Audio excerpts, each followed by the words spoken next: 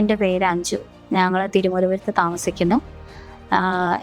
കഴിഞ്ഞ മാർച്ച് 4 ബുധനാഴ്ച ഒരു ഉച്ച കഴിഞ്ഞ് 3:30-ക്ക് ശേഷം എൻ്റെ മോളെ വീട്ടിൽ വെച്ച് എന്തോ കടിക്കുകയും എന്താണെന്ന് നമുക്ക് മനസ്സിലായില്ല. മോളും അത് കണ്ടില്ലായിരുന്നു. അതിനുശേഷം കുഞ്ഞ് ഭയങ്കരമായിട്ട് കരയും. എന്താണ് കടിച്ചതെന്ന് നമ്മൾ അറിയാവുന്നത് കൊണ്ട് പെട്ടെന്ന് നമ്മൾ തിരുവല്ല താലൂക്ക് ഹോസ്പിറ്റലിൽ കൊണ്ടുപോവുകയും അവിടെ ചെന്നതിന് ശേഷം അവർ ബ്ലഡ് ടെസ്റ്റ് ചെയ്ത് ഒരു 20 മിനിറ്റ് കഴിഞ്ഞപ്പോഴത്തേക്കും ബ്ലഡിൻ്റെ റിസൾട്ട് നോർമലാണെന്ന് പറഞ്ഞു, കുഴപ്പമൊന്നുമില്ല. പക്ഷേ അപ്പോഴത്തേക്കും മോൾക്ക് വോമിറ്റിങ് തുടങ്ങിയായിരുന്നു. വോമിറ്റിങ്ങും സംസാരിക്കാൻ പറ്റുന്നുണ്ടായിരുന്നില്ല, നാക്ക് കുഴയുന്നുണ്ടായിരുന്നു. കുഞ്ഞിന് കണ്ണ് തുറക്കാൻ പറ്റുന്നില്ലായിരുന്നു. ആ ഒരു അവസ്ഥ വന്നപ്പോഴത്തേക്കും അവർ പറഞ്ഞു ഏതെങ്കിലും മെഡിക്കൽ കോളേജിലേക്ക് കൊണ്ടുപോകാൻ പറഞ്ഞ് അങ്ങനെ ഞങ്ങൾ പുഷ്പേരി മെഡിക്കൽ കോളേജിൽ വരികയും ഇവിടെ കൊണ്ടുവന്ന് ട്രയാജിൽ കൊണ്ടുവരികയും അതിനുശേഷം പിന്നെ കുഞ്ഞിനെ പീഡിയാട്രിക് ആശുപത്രിയിലേക്കാണ് കൊണ്ടുപോയത്. നമസ്കാരം. ഈ സംഭവത്തിന് ആസ്പദമായ കാര്യം ഉണ്ടാകുന്നത് ഏകദേശം സന്ധ്യാസമയമാകുന്ന സമയത്താണ് ഈ കുട്ടിയെ എന്തോ ഒരു കാലിലെന്തോ വീട്ടിൽ വെച്ച് കടിച്ചു എന്ന് പറയുന്ന ഒരു കാര്യം. അതിനുശേഷം കുട്ടി താലൂക്ക് ആശുപത്രിയിൽ പോയിട്ട് കൊണ്ടുവരികയാണെന്നാണ് നമുക്ക് മനസ്സിലായത്. അപ്പം വന്ന സമയത്ത് രോഗിയിൽ നമ്മൾ ആദ്യം കാണുന്ന കാര്യം എന്ന് പറയുന്നത് കുട്ടിക്ക് കണ്ണ് തുറക്കാൻ സാധിക്കുന്നില്ലായിരുന്നു. അതുപോലെ സംസാരം കുട്ടിയുടെ കുഴയുകയായിരുന്നു. വായിൽ തുപ്പലും കാര്യങ്ങളൊക്കെ നിറയുന്നുണ്ടായിരുന്നു. ശ്വാസം എടുക്കുന്നതിനും പയ്യെ ബുദ്ധിമുട്ട് കാണുന്നുണ്ടായിരുന്നു. അപ്പോൾ കാലിൽ നോക്കുമ്പോൾ കാലിൽ ചെറിയൊരു എന്തോ പല്ലിൻ്റെ അടയാളവും നീരും വേദനയും ഉണ്ടായിരുന്നു. അപ്പോൾ ഈ പറഞ്ഞ ലക്ഷണങ്ങളുടെ അടിസ്ഥാനത്തിൽ ഇത് ന്യൂറോടോക്സിക് എൻവനമേഷൻ ആകാനുള്ള സാധ്യത, അതായത് ലോകാരോഗ്യ സംഘടനയുടെ ക്ലാസിഫിക്കേഷൻ പ്രകാരം syndrome 3 local reaction with paralysis, അതായത് അതിന് സാധ്യത മൂർഖൻ പോലത്തെ പാമ്പ് കടിച്ച ന്യൂറോടോക്സിക് എൻവനമേഷൻ ആകാനുള്ള സാധ്യതയാണ് ക്ലിനിക്കലി ഉണ്ടായിരുന്നത്. അപ്പോൾ ഞാൻ ഈ നേരത്തെ പറഞ്ഞ രീതിയിൽ കുട്ടിക്ക് അതിൻ്റെ ബുദ്ധിമുട്ടുകളുണ്ടായിരുന്നു. കണ്ണുകൾ തുറക്കാനും ഒക്കെയുള്ള ബുദ്ധിമുട്ട്, ശ്വാസം എടുക്കാനുള്ള ബുദ്ധിമുട്ടും ഉണ്ടായിരുന്നു.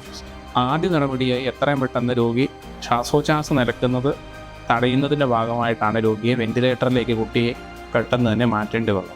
അതേസമയം നമ്മുടെ കൂടെ പീഡിയാട്രിക്സ് ഡിപ്പാർട്ട്മെൻറ്റിലെ ഡോക്ടർ അനുപം, അവരുടെ ജൂനിയർ റെസിഡൻസ് എല്ലാവരും ഉണ്ടായിരുന്നു.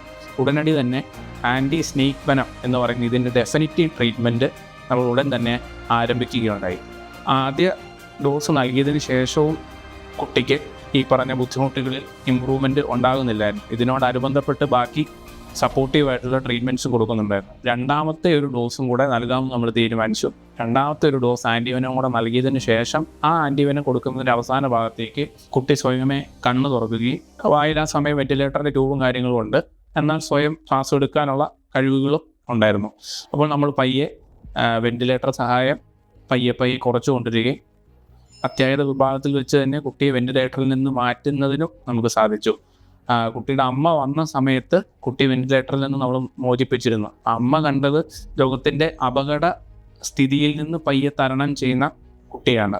അപ്പം ഇത് സാധ്യമായത് ഒരാളുടെ കഴിവുകൊണ്ടോ മാത്രമല്ല, എമർജൻസി മെഡിസിൻ വിഭാഗത്തിലെ ഡോക്ടർമാരുടെയും സ്റ്റാഫിൻ്റെയും പീഡിയാട്രിക്സ് വിഭാഗത്തിലെ ഡോക്ടർമാരുടെയും അതുപോലെ നമ്മുടെ ആശുപത്രിയിലെ മറ്റ് സജ്ജീകരണങ്ങളുടെ എല്ലാം സഹായത്തിൻ്റെ ഒരു കൂട്ടായ നടപടിയാണ് കുട്ടിയെ ഈ രോഗം എത്രയും പെട്ടെന്ന് കണ്ടുപിടിക്കുന്നതിനും അതിൻ്റെ ഡെഫിനിറ്റീവ് ട്രീറ്റ്മെൻറ്റായ ആൻറ്റി സ്നേക്ക് വെനം എന്ന് പറയുന്ന മരുന്ന് എത്രയും പെട്ടെന്ന് വന്ന് മിനിറ്റുകൾക്കകം തന്നെ ആ ചികിത്സ ആരംഭിക്കുന്നതിനും നമുക്ക് സാധിച്ചത്. അത്ര നേരത്തെ തന്നെ ആ ചികിത്സ ആരംഭിച്ചത് കൊണ്ടാണ് കുട്ടിക്ക് ഈ പറയുന്ന വിഷത്തിൻ്റെ കാഠിന്യം കൊണ്ടുണ്ടായ ബുദ്ധിമുട്ടുകളിൽ നിന്ന് കുറവ് ഉണ്ടായിരിക്കുന്നത്. ഇതിൽ നമ്മൾ മനസ്സിലാക്കേണ്ടത് നമ്മുടെ ഇന്ത്യ രാജ്യത്ത് അവൈലബിൾ ആയിട്ടുള്ള ആൻറ്റി സ്നേക്ക് വെനം എന്ന് പറയുന്നത് നമ്മുടെ നാട്ടിലെ പ്രധാനമായ 4 പാമ്പുകൾക്കെതിരെയാണ്.